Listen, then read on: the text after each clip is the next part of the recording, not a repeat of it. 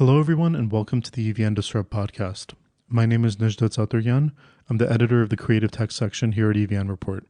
This week, we are continuing our series of podcasts from the Science and Technology Convergence Conference.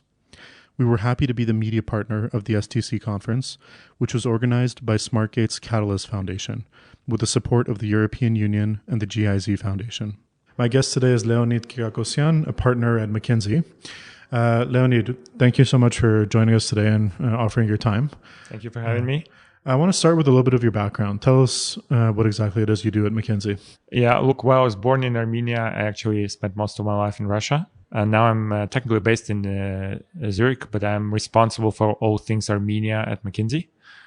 So working with organizations locally to help them grow and branch out. Personally, I specialize in digital transformation, digital business building, financial services and the like. But then as more of a country partner, my role here is more to bring expertise from all over the world to whoever needs it in Armenia. Right. Not just do things myself. For those of our listeners who might not know, can you just explain a little bit about what it exactly does that McKinsey does and what their interest is in markets like Armenia's? Yeah, so McKinsey is a global consulting firm, about 100 years old. We are in more than 100 countries globally, and things we do is basically driving change for good for major organizations, private, public, social sector. The way we work is, there's this myth that consultants, all they do is they do fancy PowerPoints. Frankly, what we do most of the time is we do major transformations for our clients. So we spend a year, 2, 3, or 5 within an organization to actually change the way they operate. If I can just give you a couple of examples, we can work with the whole country, serve the prime minister or the president to deliver on their change agenda, create it and then deliver. Or we can, transform a bank from a legacy old school bank to a more modern, agile bank that delivers the outcomes for the bank and for the clients. So what is it that you guys do in Armenia? What is McKinsey's interest in Armenia? So frankly, I don't have a boss. I'm as a partner, I'm my own boss, and I can do whatever I prefer to do with certain guardrails and limits. So I have my interests. I'm passionate about improving the lives of Armenians and turbocharging the growth in the country. So here I'm talking to, I cannot disclose names, but some government institutions and private sector companies to help them do better and prepare for what's coming. Right. So you said that one of the areas that you specialize in is digital transformation. Can you tell us what that is and what the direction should look like for Armenia's path for working on digital transformation? Yeah, look, so what it typically looks like is that, companies of all sizes and in all industries operate in their own ways. Say a grocery retailer, they buy some tomatoes, bring it to a distribution center and then sell it in retail. Or a bank, they do lending and they do deposit taking. But then if you sort of infuse some digital into it, the way it works changes both for the company and for its clients. The way it typically works is that you change how the company works from what it used to be, and it's different for different organizations, to a product-centric organization to target what the client wants. Say I did a digital transformation of a grocery retailer, not in Armenia though. So the way it works is that, look, here's what the customer needs. They have this need to buy grocery for a week or daily or for a month long. Right. How do we satisfy these groups of needs? For some of them, we actually need delivery. For some, we need stores. So we sort of rethink the whole organizations and how they serve their clients with digital in mind. That's sort of the overarching story of what a digital transformation is. Right. Then if we speak about Armenia, I feel like a lot of it revolves around Armenians' world in the digital ecosystem. Look, we can be this quote unquote body shop where our developers are pretty good and they're cheaper than they are in the Silicon Valley. So if you're an Armenian founder who's doing a business in Silicon Valley, you can have quite a few of your developers and data scientists in Armenia. And that's good for you, and that's good for Armenia, and that's good for the people of Armenia because they spend their money locally. I think we can still do much more as a country, where we are the center of this innovation. But the business is driven from Armenia, not driven from elsewhere, and then Armenia is a nice to have and can actually be replaced with Vietnam or whatever that is. So I feel like the challenge would be to build an ecosystem here for global entrepreneurs to run their business out of Armenia, for Armenia and for bigger markets elsewhere. But then this will bring quite a few benefits. Things like, look, they'll create much more supply of talent here because they can actually recruit globally. they will have Armenia play a bigger role in the world, which enhances security, as will be on the radar of major corporations and governments. This creates this virtuous cycle in the economy where these people spend more money, they consume more services, more companies start to serve these bigger companies. So it actually enhances how we operate economically. So I feel like that would be our next step. And now is a good time to approach it more systemically, not just, okay, we have a bunch of people come in, why don't they call a minister and we figure out their problems? Rather, we set it up as a system where whoever wants to run a global business out of Armenia, they have some unique value proposition from Armenia that other countries don't have. Yes. And also, I think we need to have something unique, and we need to manage the sort of the table stakes. Like, people want to send their kids to schools. Some of them want international schools. Some of them, want a good medical clinic. So it's not like a government can do it or one private sector player can do it. It's a complex effort to coordinate it and bring it to Armenia. What can be something that Armenia offers that is unique from other countries? So you said something that really is a differentiator for Armenia and really creates a value proposition for global companies. What can that thing be? Yeah, look, if I think about it, frankly speaking, for a lot of people in this world, Armenia is a very nice place to be in terms of climate, people, culture. So we have a lot of what it takes, but then the differentiator is going to be some critical, insightful things that I don't necessarily have off my head. But like, if you look at Switzerland, they have this canton Zug where all of the crypto businesses are. So it's like the crypto capital of the world. And let me ask you, why cannot Armenia be a better crypto capital of the world? It might take some regulatory change, might take some targeted effort to attract this investment, but this can be it. Or maybe we do, image processing if we have good research institutions in that space. So we can start small and then branch from it, because businesses, especially tech businesses, tend to stick to each other and feed off of each other.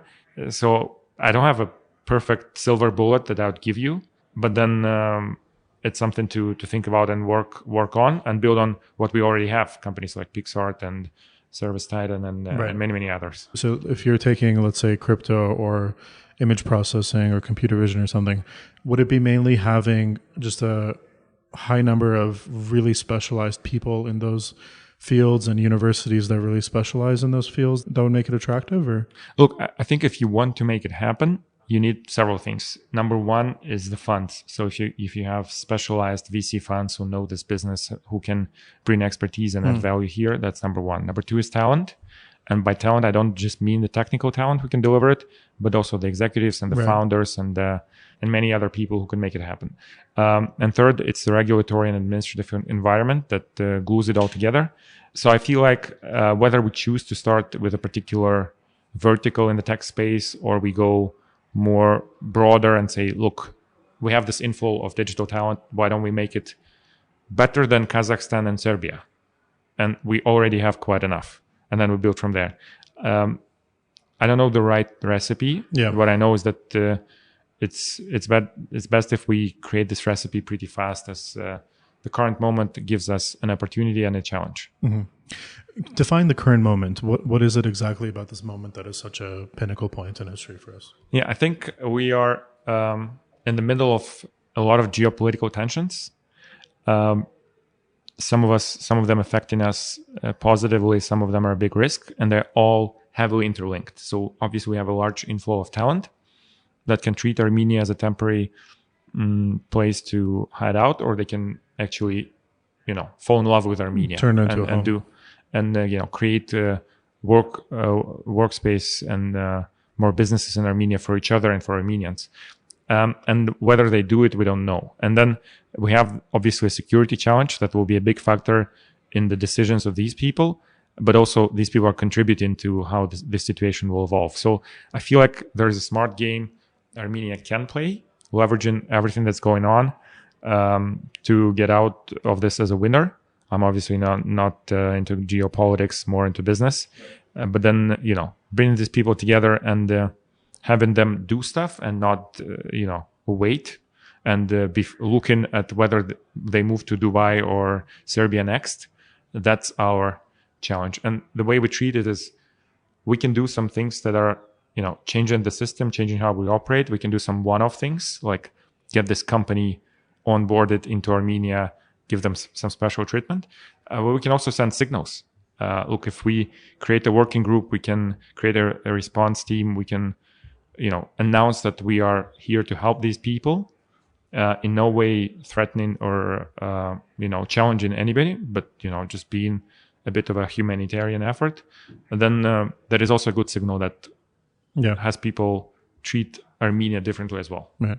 Earlier you spoke about the importance of developing not just engineering and technical talent, but also exec level and non-tech roles. Yeah. So one thing that I often hear is we won't get that exec level talent until there's really the first wave of Armenian startup exits, and people who have been receiving that really valuable product and executive level experience will then sort of be free to go on and build their own companies or join earlier stage startups.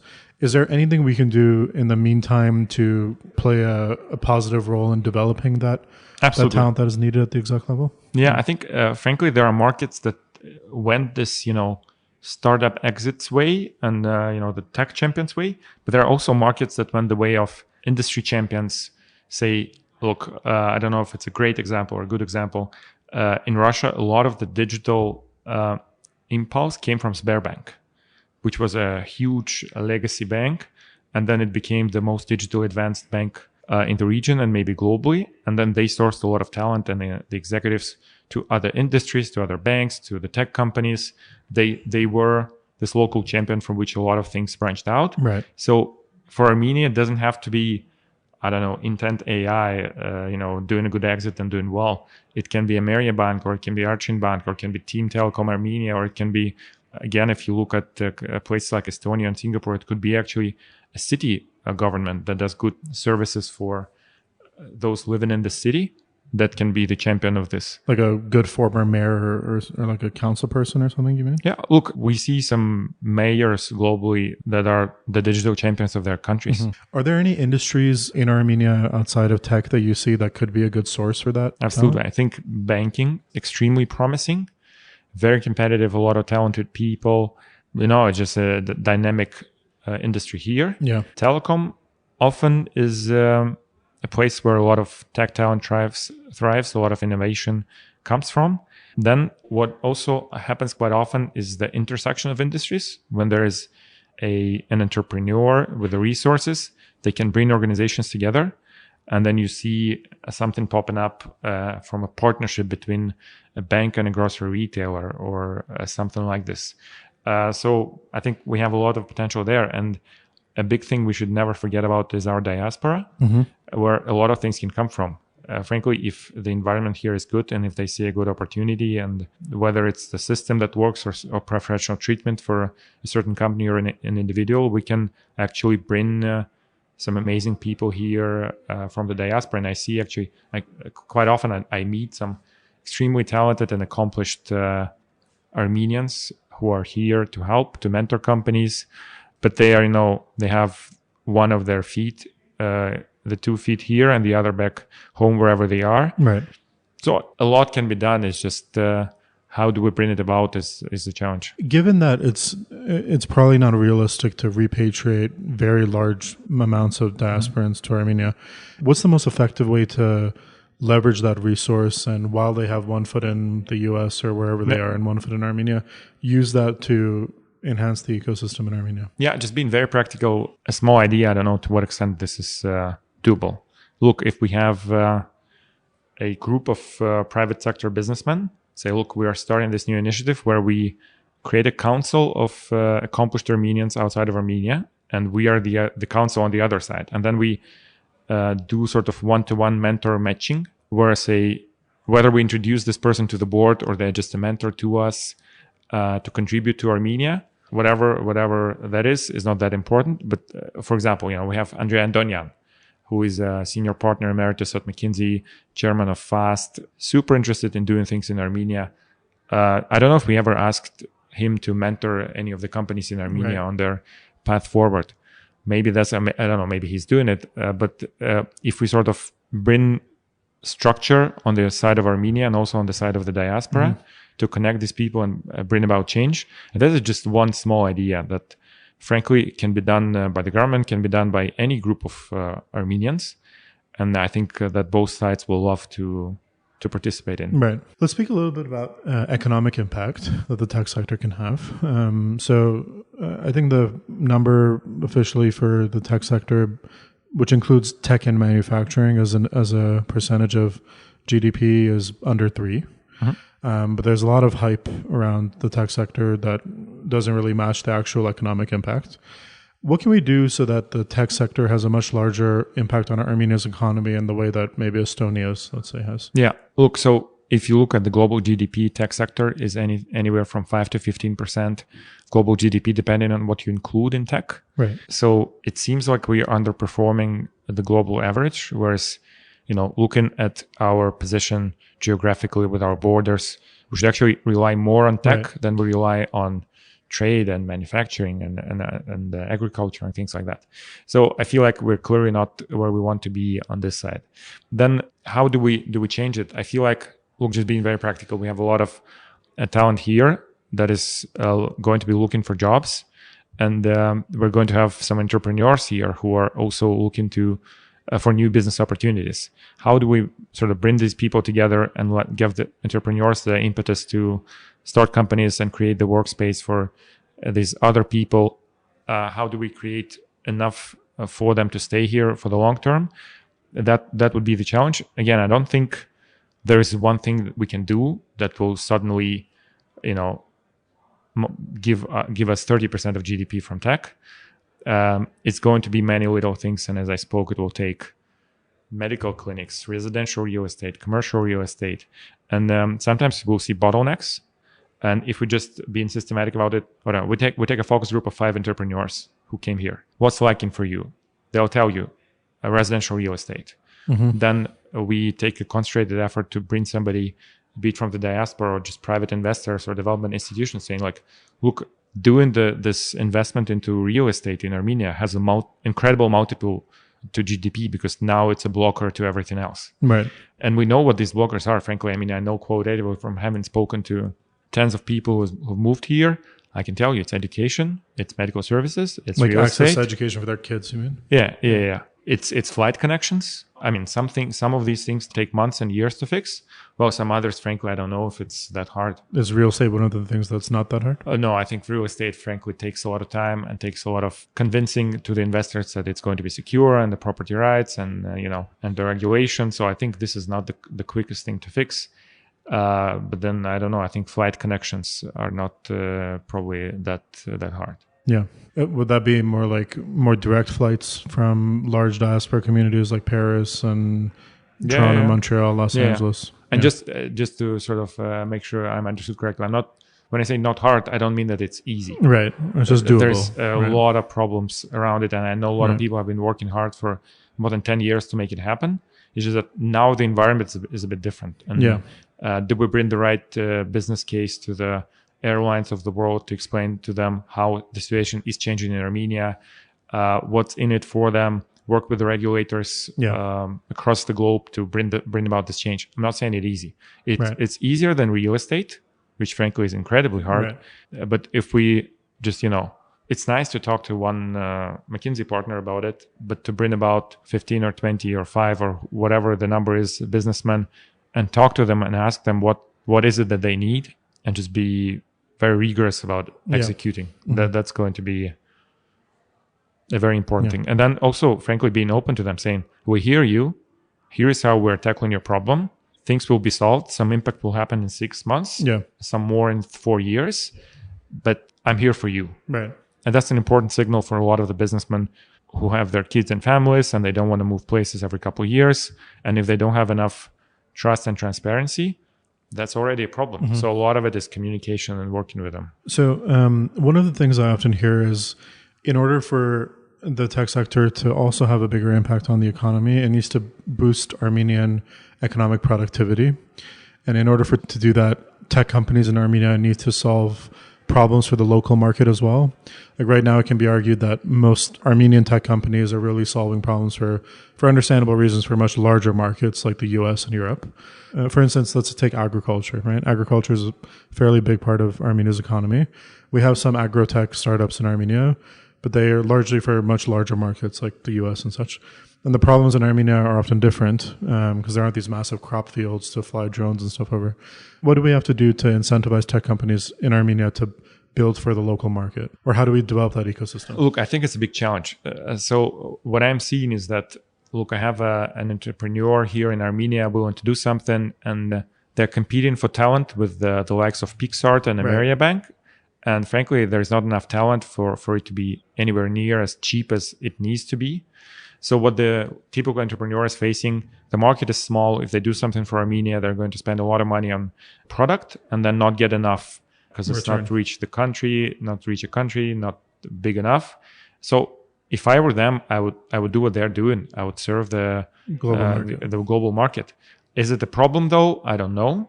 Because still, if they have their development teams here locally, if that's where they are competitive, I think we should be proud and let them do their thing.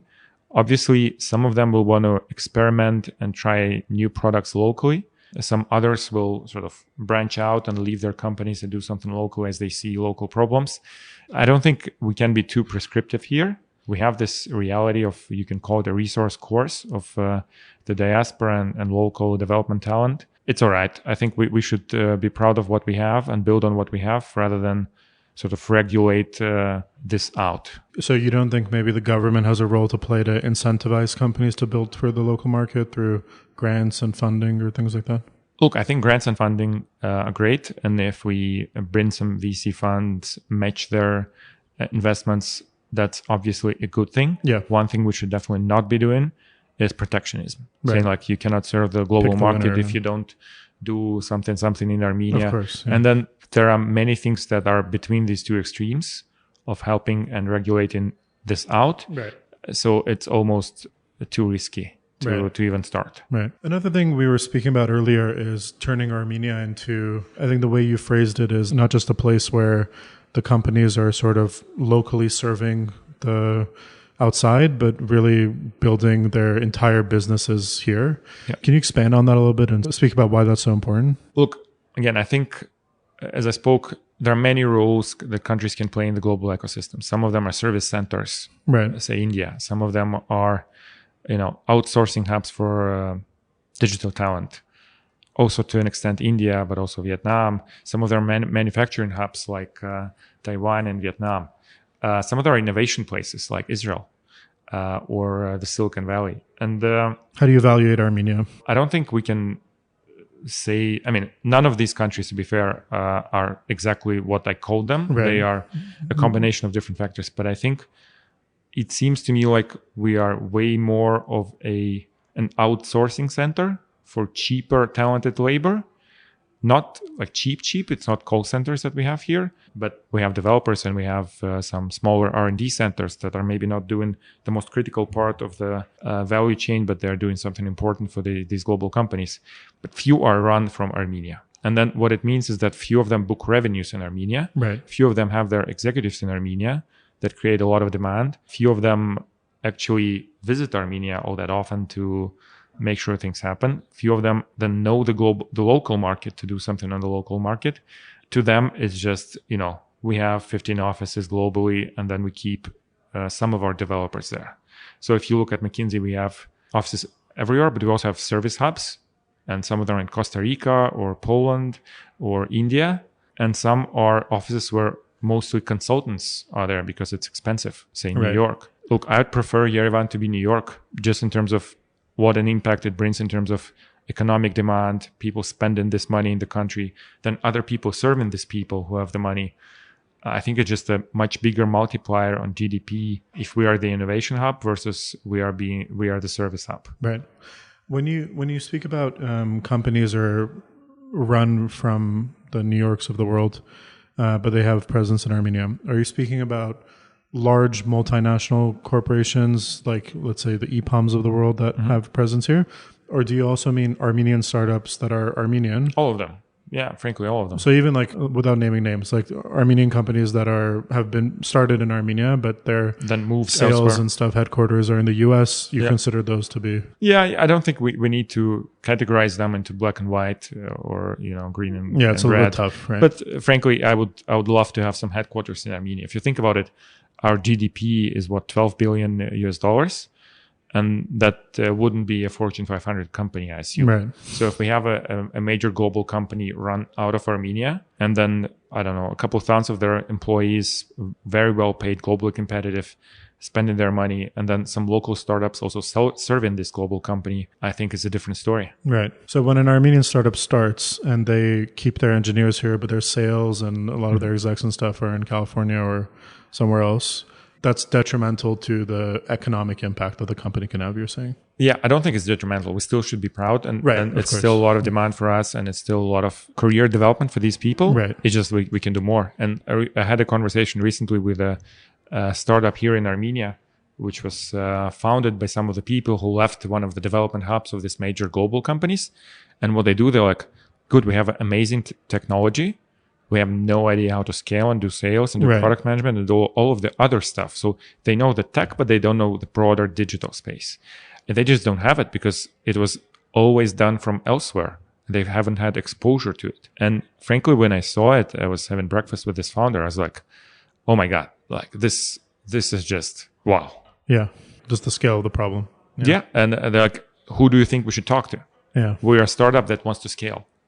I was like, I don't have an idea in Armenia. I can connect you to people in Silicon Valley. Right. And that's what I did. Right. So the biggest thing we're missing out on from not having those companies run from Armenia is the access to that broader talent, that exec level talent and the non-technical talent. If you think about it, there's tech talent, which is people writing lines of code, and there's digital talent. And digital talent is also product managers, salespeople, and customer success managers. And there's a lot of different areas of expertise that we're not as strong at as we can be. So this is one of those conversations I entered in not knowing much about and learned a lot from. So I feel like I need to ask, is there anything I should have asked that I didn't? What should we have touched on? Look, I wouldn't say I'm the biggest expert in the world into the Armenian market. So I don't think I have much more to say. I'll be happy to bring this about, what I was talking about, making Armenia a hub for global entrepreneurs. I frankly I have some practical ideas on where to start, but I don't have a good area where I can press a button and things start moving. Yeah. So if there is anybody as enthusiastic about it as I am, I'd love to then speak with them. Yeah. And bring it about, as much as I love speaking, I love doing much more. Right. And my last question, is there anything or a couple of things that you hope we focus on in the next 5 to 10 years for growth in Armenia? I don't know. I don't think I have a silver bullet. Yeah, silver bullet or a good enough view. I think, frankly, Armenia is doing very, very well. And the way we have managed through this year and, COVID and war at the same time, it's been tough several years and it will be. And I feel like Armenia is on this resilient growth path. Yeah. We know how to grow and be resilient.